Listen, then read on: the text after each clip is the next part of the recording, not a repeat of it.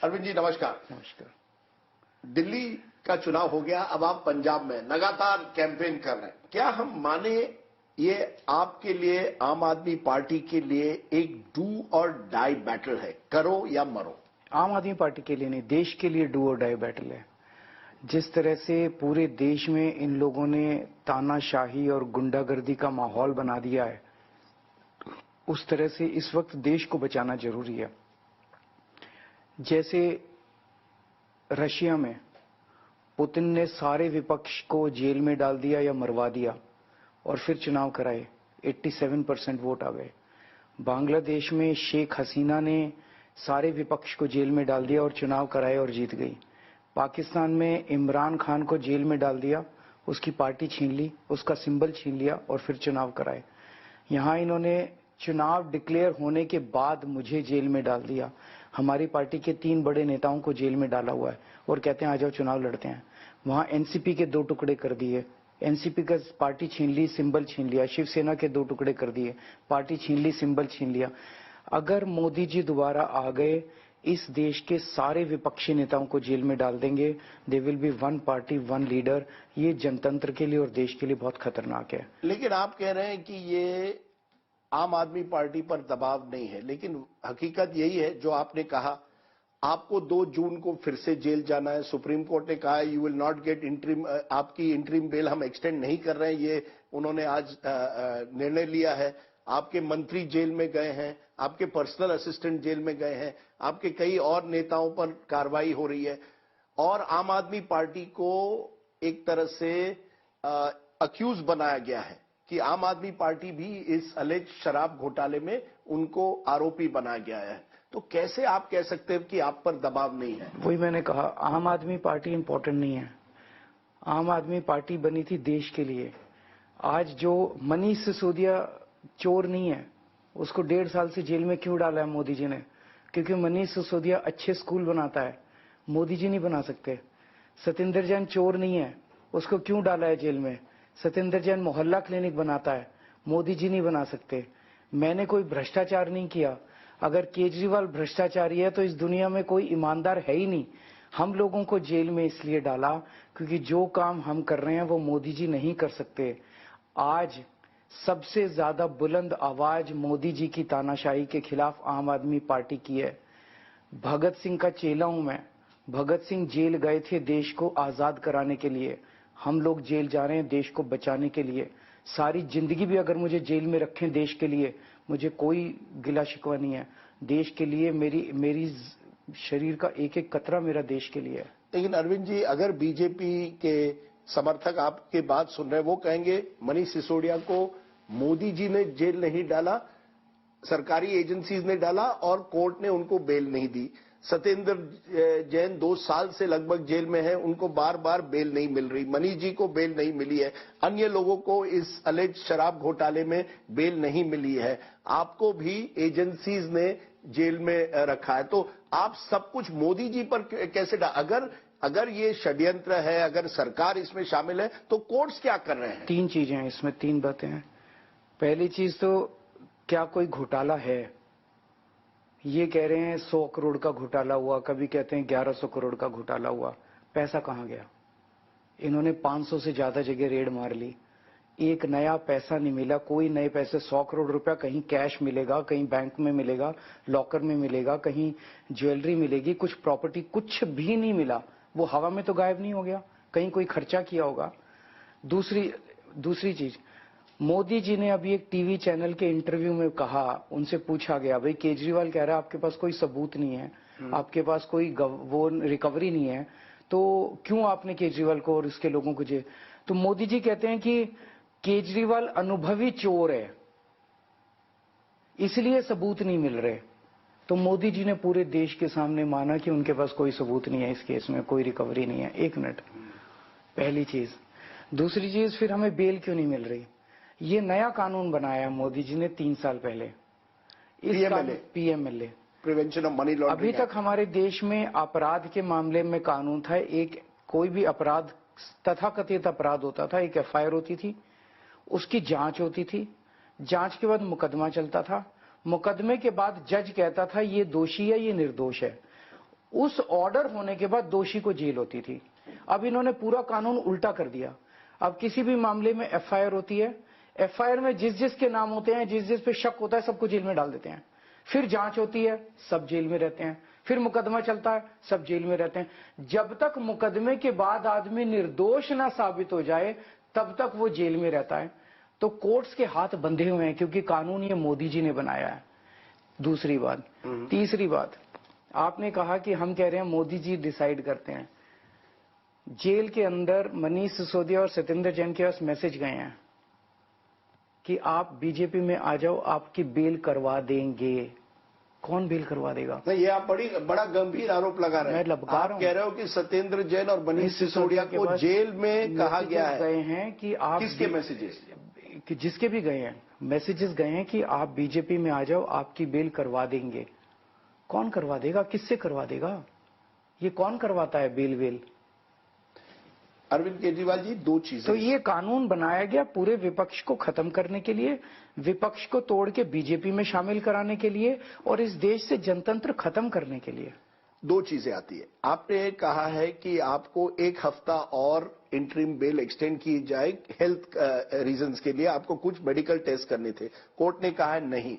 BJP ने भी कहा था कि अरविंद केजरीवाल कह रहे हैं मेडिकल टेस्ट करना है, लेकिन प्रचार तो पूरा कर रहे हैं। तो ये कैसे? ये केवल एक एक्सक्यूज था कि आप और समय चाहते थे। क्या कहेंगे? कहीं ना कहीं ये कहा जाता है कि आपने लगातार ईडी के समन्स को भी नकारा था, इसलिए चुनाव के पहले आपको अरेस्ट किया गया, क्योंकि आपने 9 समन्स ईडी के जो थे वहां आप पेश नहीं हुए थे। समन्स के वायलेशन पे अरेस्ट अलाउड नहीं है। कानून में नहीं लिखा कि अगर आप समन पे नहीं आएंगे तो आपको अरेस्ट किया जा सकता है। और ये एक हफ्ता आप एक्स्ट्रा चाहते थे? एक्स्ट्रा जो चाहते थे, मेरा आपसे मैं इतनी बार मिला हूं, आपको भी लगा कि मेरा वेट काफी कम हो गया है। जब मैं जेल में गया था तो मेरा वजन 70 किलो था। आज मेरा वजन 63 से 64 किलो है। एक महीने में 6 से 7 किलो वजन अनएक्सप्लेन्ड रीजन की वजह से अगर कम हो जाए तो अंदर शरीर में कोई सीरियस बीमारी हो सकती है। पर आप प्रचार तो कर रहे हैं। प्रचार करने का टाइम मिला है मुझे, 21 दिन मिले हैं। प्रचार करने के बाद मैंने 1 हफ्ते का टाइम मांगा था, और मेरे यूरिन के अंदर मैंने अभी टेस्ट कराया था, कीटोन लेवल्स काफी हाई आए हैं।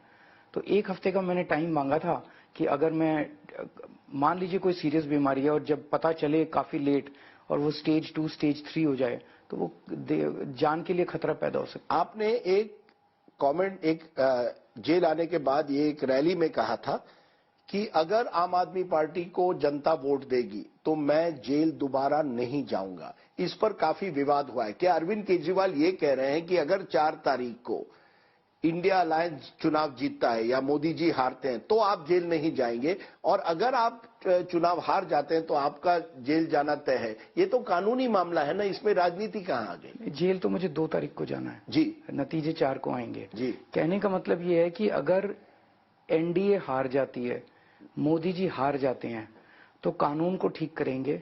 जिन लोगों को जबरदस्ती जेलों में ठूसा हुआ है उन लोगों को बेल मिलेगी। ईमानदार लोग जो अभी जेलों में सड़ रहे हैं उनको बाहर निकाला जाएगा, और जो बेईमान लोग हैं जिनको इन्होंने अपनी पार्टी में शामिल करा के उनके सारे केसेस रफा दफा कर दिए। कितने लोग हैं इस देश के जितने भ्रष्ट लोग थे वो बीजेपी में ये लोग अपनी पार्टी में शामिल करा लेते हैं और उनके सारे ईडी सीबीआई केसेस बंद हो जाते हैं।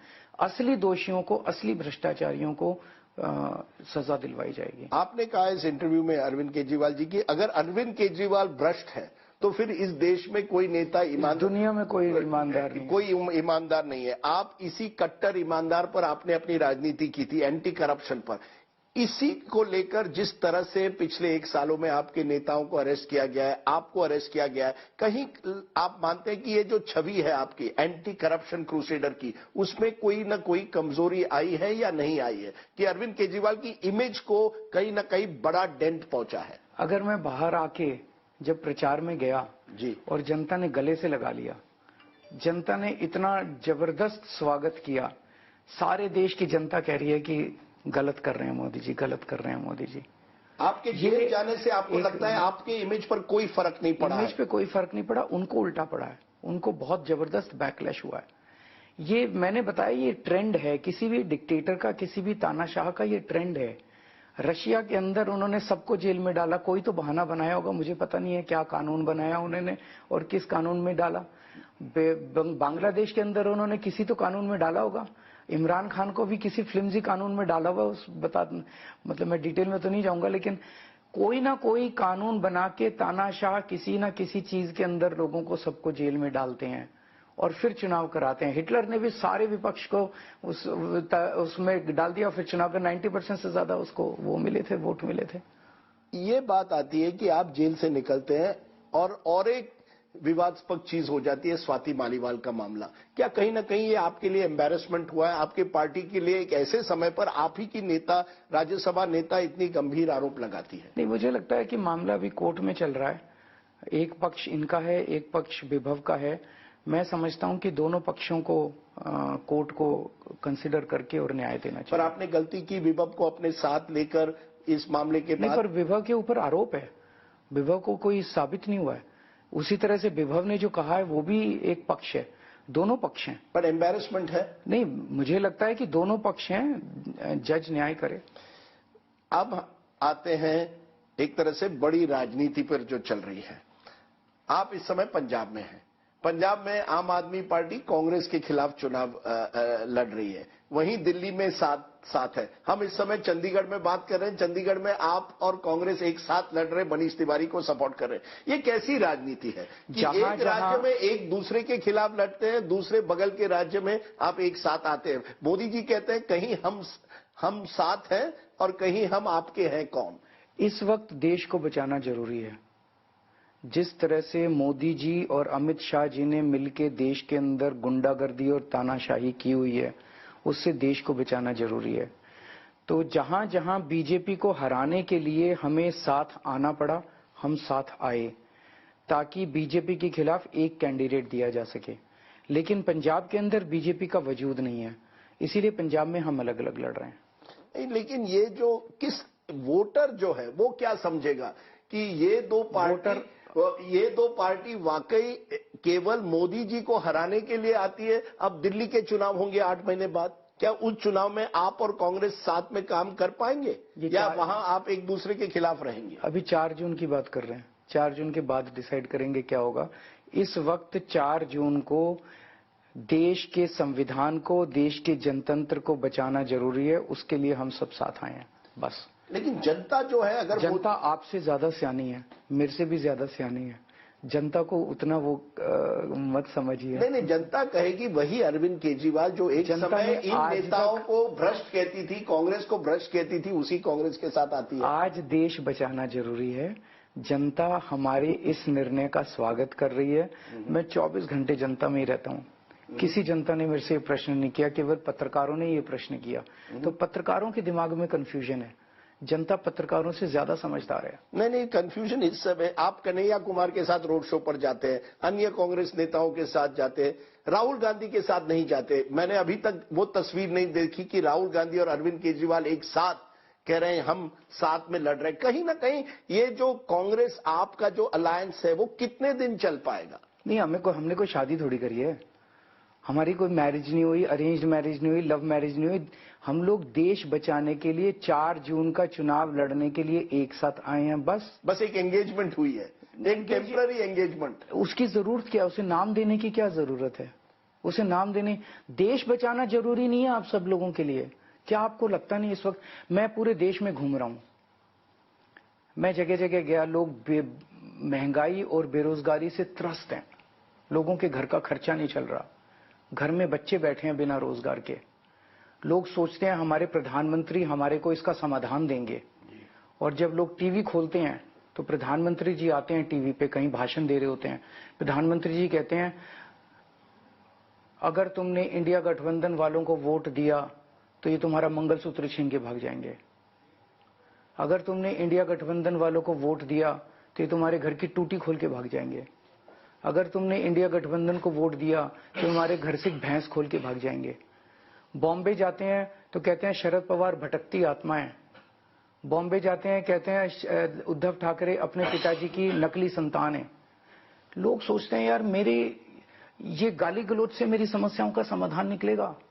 अगर प्रधानमंत्री जी कहते हैं मैं तुम्हारे पेट्रोल के ऐसे सस्ता कर दूंगा, डीजल सस्ता कर दूंगा, खाने पीने की चीज, तो जनता कुछ कनेक्ट होती। एक प्रधानमंत्री जिसको पता ही नहीं देश में क्या चल रहा है, और आजकल इनका अहंकार इतना बढ़ गया, प्रधानमंत्री जी ने कहना चालू कर दिया है कि मैं अपनी मां के पेट से पैदा नहीं हुआ था, मैं भगवान का अवतार हूं, मैं इस दुनिया में प्रकट हुआ था। ये अपने आप को भगवान मानने लग गए। और संबित पात्रा कहते हैं कि भगवान जगन्नाथ मोदी जी के भक्त हैं।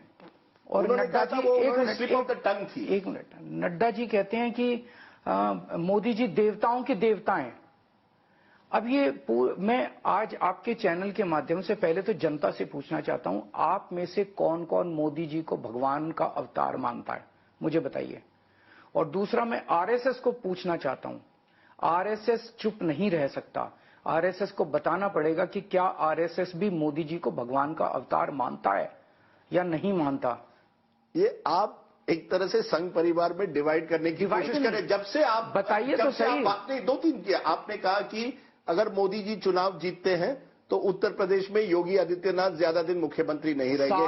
आपने कहा कि अगर मोदी जी प्रधानमंत्री बनते हैं तो 1 साल बाद वो रिटायर होंगे, अमित शाह प्रधानमंत्री बनेंगे। ये सब उन्होंने डिनाई किया। कह रहे हैं ये अरविंद केजरीवाल डिवाइड करना चाहते हैं, संघ परिवार में एक तरह से कुछ कंफ्यूजन पैदा करना चाहते हैं। एक भी स्टेटमेंट बीजेपी के लीडर का दिखा दो जो कहे कि योगी जी को हटाया नहीं जाएगा, केजरीवाल झूठ बोल रहा है। बीजेपी ने खंडन नहीं किया इस बात का। बीजेपी ने कहा है ऐसी कोई बात ही नहीं है। बीजेपी ने नहीं कहा, आप गलत बोल रहे हो। एक भी स्टेटमेंट नहीं आया। बीजेपी ने ये नहीं कहा कि योगी जी नहीं रहेंगे। बीजेपी ने ये नहीं कहा कि, जैसे जिस दिन मैंने बोला 2 चीजें बोली जी, 75 साल पे मोदी जी रिटायर होंगे, जो इनके सारे नेताओं ने खंडन किया। अमित शाह ने कहा अगले 5 साल मोदी जी ही रहेंगे। केवल अमित शाह ने, सारे नेताओं ने आके इसका खंडन किया जी। उसी दिन मैंने कहा योगी जी को हटाया जाएगा, एक भी नेता ने खंडन नहीं किया, एक भी नेता ने। मेरे को निकाल के दिखा दो सर। अमित शाह और इस बात से योगी जी बहुत परेशान है। आप कह रहे योगी जी परेशान है, लोग कहते हैं ये अरविंद केजरीवाल बड़ा शातिर नेता है, ये शातिरगिरी। मैं ये घर घर में चर्चा चल रही थी, जो बात दबी जबान में थी मैंने उसको मुखर होकर बोल दिया, मेरा इतना ही कसूर है। 2 बातें, एक अमित शाह पंजाब आते हैं और कहते हैं कि अगर बीजेपी की सरकार बनती है लोकसभा में तो भगवंत मान की सरकार कभी भी गिर सकती है। कैसे गिराएंगे? वो उन्होंने कहा कि ज्यादा दिन नहीं रहेगी अगर बीजेपी की सरकार दिल्ली में आती है। ये गुंडागर्दी नहीं है, ये तानाशाही नहीं है। देश का गृह मंत्री एक राज्य के अंदर आके धमकी देके जा रहा है कि मैं थोड़े दिन के अंदर तुम्हारे 3 करोड़ पंजाबियों थोड़े दिन के बाद मैं तुम्हारी चुनी हुई सरकार को गिरा दूंगा, तुम्हारे चुने हुए मुख्यमंत्री को हटा दूंगा। ये धमकी नहीं है, ये किस किस्म की गुंडागर्दी है आज तक इस देश ने नहीं देखी। पंजाबियों को धमकी देके जा रहा है कि जिस सरकार को तुमने चुना। मैं अमित शाह जी को कहना चाहता हूं, पंजाबी बड़े दिल के होते हैं। अगर तुमने प्यार से मांगा होता तो मैं 1 आध सीट दे देते। ये जो धमकी देके जा रहे हो ना, पंजाबी इस धमकी को बर्दाश्त करने वाले नहीं है। देखना इस चुनाव के अंदर तुम्हारा पंजाब के अंदर क्या हाल करेंगे। और ये भी बात है, ये लोग जो हम फ्री बिजली दे रहे हैं दिल्ली और पंजाब में, उससे घबराए हुए हैं। ये फ्री बिजली बंद करना चाहते हैं। तो पंजाब के लोगों को कहना चाहता हूं, जितना कमल का बटन दबाओगे उतना तुम्हारी फ्री बिजली बंद होने के चांस बढ़ जाएंगे। कई लोग ऐसे भी मिलते हैं जो कहते हैं हमें ये चीजें फ्री में नहीं चाहिए, हमें बिजली लगातार 24 घंटे चाहिए। हमने 24 घंटे बिजली भी की है, कई कुछ इलाकों में नहीं मिलती है। 1 मिनट, हमने 24 घंटे बिजली की है। दिल्ली के अंदर इस टाइम कितनी गर्मी बढ़ रही है, पावर कट नहीं हो रहे। पंजाब के अंदर कुछ जगह लोकल फॉल्ट्स हैं, कल से जब से आया हूं वो लोकल फॉल्ट सॉल्व किए जा रहे हैं। लेकिन पंजाब में जो पहले बिजली की कमी होती थी, आज बिजली की कमी खत्म कर दी गई है। तो 24 घंटे बिजली दे रहे हैं, फ्री बिजली दे रहे हैं। इनसे 24 घंटे बिजली भी नहीं दी जाती, फ्री बिजली भी नहीं दी जाती, तो केजरीवाल को जेल में डाल दो, ताकि केजरीवाल जेल में रहेगा तो इसके काम बंद हो जाएंगे। प्रधानमंत्री पंजाब के अखबार को इंटरव्यू देते कहते हैं कि जो आज की यहाँ जो लीडरशिप है उनका एक अर्बन नक्सली माइंडसेट है। वो अर्बन नक्सल है, वो आतंक और एनार्की फैलाएंगे। मैं पंजाब के लोगों से पूछना चाहता हूं, प्रधानमंत्री जी ने 3 करोड़ पंजाबियों को गाली देके कहा कि तुम नक्सली हो, चुप बैठोगे? हमने क्या चूड़ियां पहन रखी हैं कि एक दिल्ली से आते हैं और कह के चले जाते हैं कि तुम नक्सली हो? इस बार दिखा देना जब वोट डालने के लिए जाओगे कि नक्सली आप हो कि नक्सली वो हैं। उसके साथ साथ लेफ्टिनेंट गवर्नर दिल्ली के जो है वो एनआईए को लिखते हैं कि प्रोब करिए अरविंद केजरीवाल को कि उनको खालिस्तानियों ने पैसे दिए, $16 मिलियन मिले उनको, और देवेंद्र भुल्लर को रिहा करिए। तो एक तरह से एक नैरेटिव तो बन गया है कि अर्बन नक्सल खालिस्तानियों से जुड़े हुए हैं। ये आप पर लगातार इस तरह के आरोप लगा रहे हैं। जब पिछला पंजाब का चुनाव हुआ था 2022 में, आपको याद होगा जी, पंजाब चुनाव के 3 दिन पहले प्रधानमंत्री जी अबोहर में रैली करने आए और उस रैली में प्रधानमंत्री जी ने बोला, आपको याद दिला दूं, आपको शॉक लगेगा। प्रधानमंत्री जी कहते हैं केजरीवाल देश के 2 टुकड़े करना चाहता है, एक खालिस्तान और एक भारत, और वो खालिस्तान का प्रधानमंत्री बनना चाहता है। ये मतलब प्रधानमंत्री जी को कभी कभी क्या हो जाता है, ये बिलीव करने वाली बात है। केजरीवाल देश के 2 टुकड़े करना चाहता है। अरे तुम्हारी दिल्ली में ही तो रहता हूं, अगर मैं 2 टुकड़े करना चाहता हूं, इतना खतरनाक आतंकवादी है तो पकड़ो मेरे को। ये क्या है, ये मतलब नौटंकी मचा रखी है इन्होंने इस देश के अंदर यार, गुंडागर्दी मचा रखी है इन लोगों ने इस देश के अंदर, कुछ भी बोल देते हैं। प्रधानमंत्री के अरविंद केजरीवाल कुछ भी प्रधानमंत्री कहते हैं कि प्रधानमंत्री रिटायर हो जाएंगे, अमित शाह टेक ओवर करेंगे। तो प्रधानमंत्री रिटायर नहीं होंगे क्या? प्रधानमंत्री ने कहा कि मैं रिटायर नहीं होऊंगा। उन्होंने आडवाणी जी को रिटायर किया, मुरली मनोहर जोशी को रिटायर किया, सुमित्रा महाजन को रिटायर किया, यशवंत सिन्हा को रिटायर किया। अब अगर खुद रिटायर नहीं होंगे तो लोग कहेंगे कुर्सी का लालची है। सर ये बताइए, एंड में ये जो बड़ी तस्वीर, पंजाब के 13 सीट, दिल्ली के 7 सीट, आप भरूच में भी लड़ रहे हैं, गुजरात में आप कुरुक्षेत्र लड़ रहे हैं, हरियाणा, कितनी सीटें आएंगी आम आदमी पार्टी को, और देश में कितनी सीटें आएंगी इंडिया अलायंस को? क्या तस्वीर आप देख रहे हैं? 22 सीटें लड़ रहे हैं हम लोग टोटल। उसमें मुझे लगता है कि हमारी 15 से ज्यादा आनी चाहिए। 15 से ज्यादा आनी चाहिए। और बीजेपी का जिस तरह से बुरा हाल होता जा रहा है एक फेज, हर फेज के बाद, मुझे लगता है उनकी 200 के आसपास आएंगी। पहले मैं 220 कह रहा था, अभी 10 दिन पहले तक मुझे लगता है कि 200 के करीब आएंगी बीजेपी की, और इंडिया गठबंधन धीरे धीरे अपने दम पे 300 टच करेगा। ये आप कह रहे हैं, लेकिन सट्टा बाजार कह रहा है, राजनीतिक विश्लेषक कह रहे हैं कि बीजेपी की तो सरकार आनी है। सत्ता बाजार तो 303 दे रहा है जो पिछली बार बीजेपी को मिले थे। राजनीतिक विश्लेषक कह रहे हैं मोदी जी की हैट्रिक लगभग तय है। क्या कहीं ना कहीं आप लोग मानते हैं कि मोदी जी को अभी तक आप पूरी टक्कर नहीं दे पाए इंडिया अलायंस जिस तरह से देनी चाहिए थी, और अगर वो हैट्रिक लाते हैं तो क्या कहेंगे उसी जनता को जिसको आज आप कह रहे हैं कि जनता तानाशाह को वोट ना दे? तो फिर जनता कह रही नहीं, हमें मोदी जी पसंद है। 4 जून का इंतजार कर लीजिए।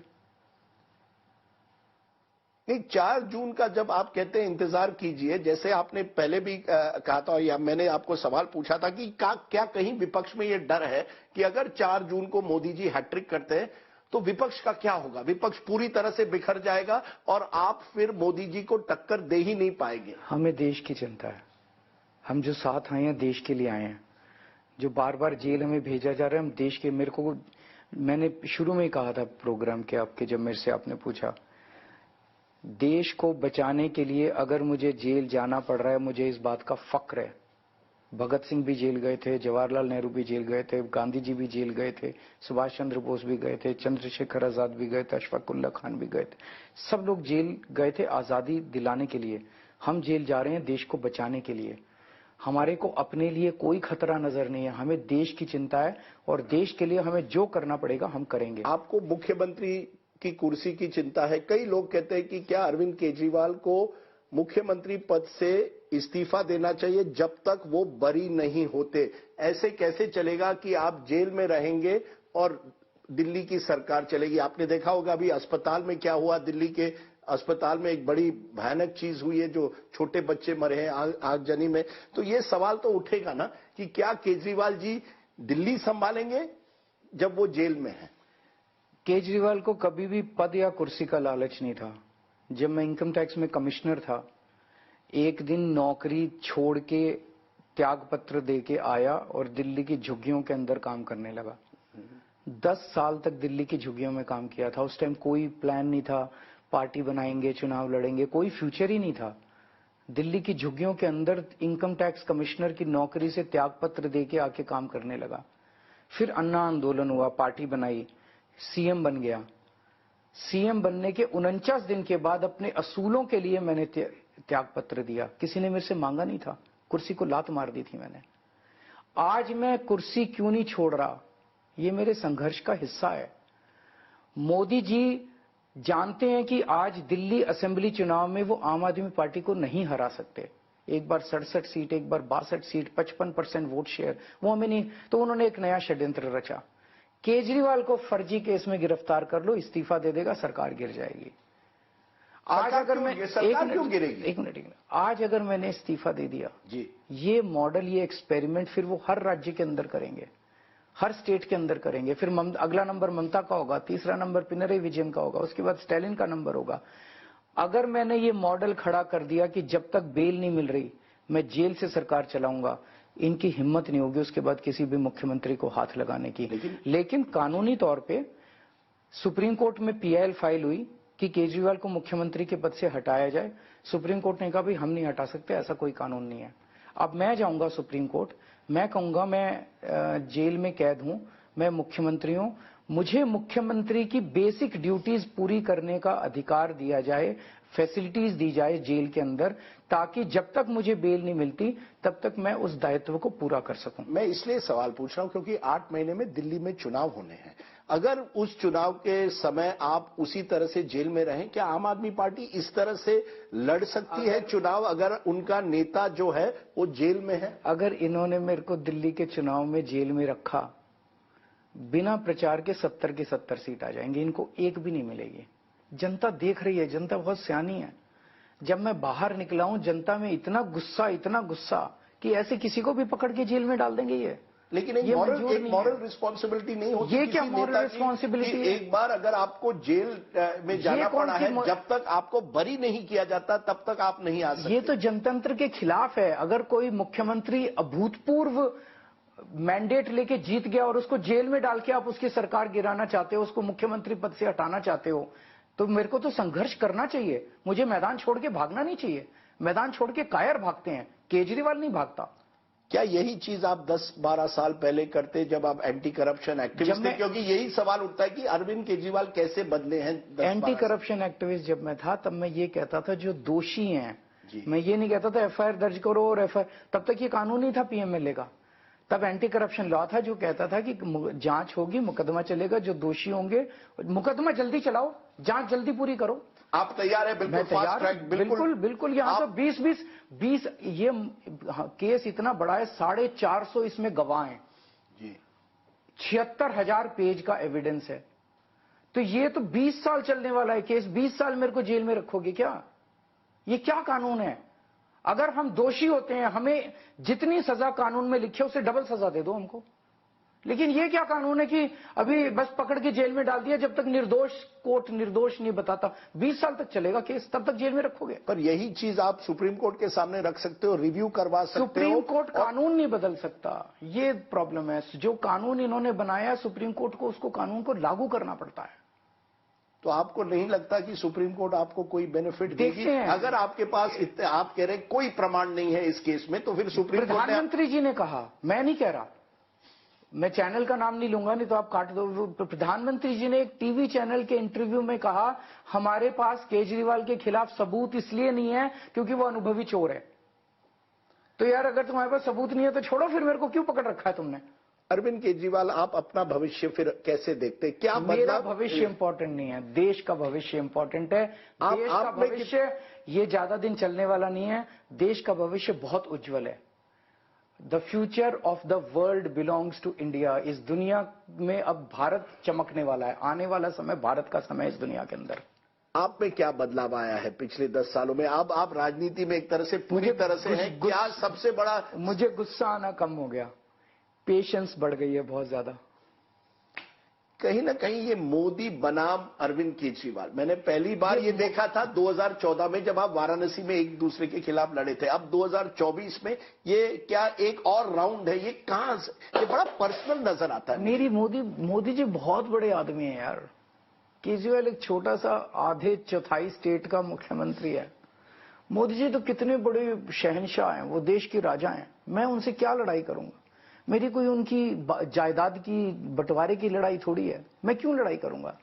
अगर मोदी जी, आप ये सोच के देखो, ये इस तरह की तानाशाही, गुंडागर्दी, मैं ये सरकार गिरा दूंगा, मैं शिवसेना को तोड़ दूंगा, मैं इनके एमएलए खरीद लूंगा, मैं इसको जेल भेज दूंगा, उसको भी जेल भेज दूंगा। इन्होंने हमारे सत्येंद्र जैन को जेल भेज दिया, मनीष सिसोदिया को जेल भेज दिया, मेरे को जेल भेज दिया, संजय सिंह को जेल भेज दिया, मेरे पीए को जेल भेज दिया, आतिशी को जेल भेजेंगे, सौरभ भट्ट, सारे चोर हैं, सारे चोर हैं। आप कह रहे हैं आतिशी, सौरभ, सबको भेज रहे हैं, सबको भेज रहे हैं। उनको भी मैसेज आ गए तुमको जेल भेजेंगे, सबको। मतलब ये सारे चोर हैं। तो ये प्रधानमंत्री के लक्षण है, ऐसे होने चाहिए, ऐसा प्रधानमंत्री चाहिए। प्रधानमंत्री एक फादर फिगर होता है यार, सबको साथ लेके चलता है, सारा देश उसके बच्चे के समान होता है, प्यार देना चाहिए उसको, कंपैशन होना चाहिए उसके अंदर, सबको साथ लेके चले, चाहे किसी भी राज्य की सरकार हो, किसी भी पार्टी की। हम आम आदमी पार्टी हैं, चुनाव में लड़ लिए, हम जीत गए यहाँ पे। अब उन्हें एज अ फादर फिगर मुझे बुला के कहना चाहिए, अरविंद तुम्हें दिल्ली में जो जो जरूरत हो मेरे पास आके मांगना, मैं तुम्हारे लिए मदद करूं। बीजेपी और मोदी जी कहेंगे अरविंद केजरीवाल ने क्या क्या हमारे बारे में कहा है, तो हम कौन होते हैं उनको फादर फिगर, उनके लिए फादर फिगर बनने के लिए? वो देश के प्रधानमंत्री हैं। पर आपने भी उनके खिलाफ बहुत कुछ मैंने कहा क्या बोला है? चलो मैंने बोला, मैंने वैसे तो कुछ नहीं बोला, मैंने कभी किसी को गाली नहीं दी, मैं कभी गाली नहीं देता, मैं कभी किसी को भटकती आत्मा नहीं बोलता, तुम्हारी टूटी छोड़ लेके भाग जाएंगे, तुम्हारी भैंस छीन के भाग। साइकिक बोला था, ये क्या है? आपने उनको साइकिक बोला, साइको बोला था एक जमाने में, वो अभी भी उनके मन में है। अब बताया उन्होंने आपको? नहीं, मैं आपसे ये कह रहा हूं कि कहीं ना कहीं वो आपके उनके मन में होगा ना कि अरविंद केजरीवाल ने भी मेरे बारे में बहुत कुछ बोला। तो ये गाली गलौज से देश आगे नहीं बढ़ेगा। मिल के प्यार मोहब्बत से सबको साथ लेके, सारी पार्टियों को साथ लेके, सारे देश को साथ लेके जब आगे बढ़ेंगे तो देश देखो कहां जाता है। 4 तारीख की शाम को क्या होगा? 4 तारीख की शाम को प्रधानमंत्री जी की विदाई होगी, मोदी जी की। श्योर। वो कहते हैं 2 तारीख को अरविंद केजरीवाल की विदाई, आप कहते हैं 4 तारीख को मोदी जी की विदाई। केजरीवाल इंपॉर्टेंट है ही नहीं। केजरीवाल को तुम पूरी जिंदगी जेल में रख लो यार, केजरीवाल इंपॉर्टेंट नहीं है, मेरा देश इंपॉर्टेंट है। Arvind ji, thank you very much. Thank you Arvind Kejriwal.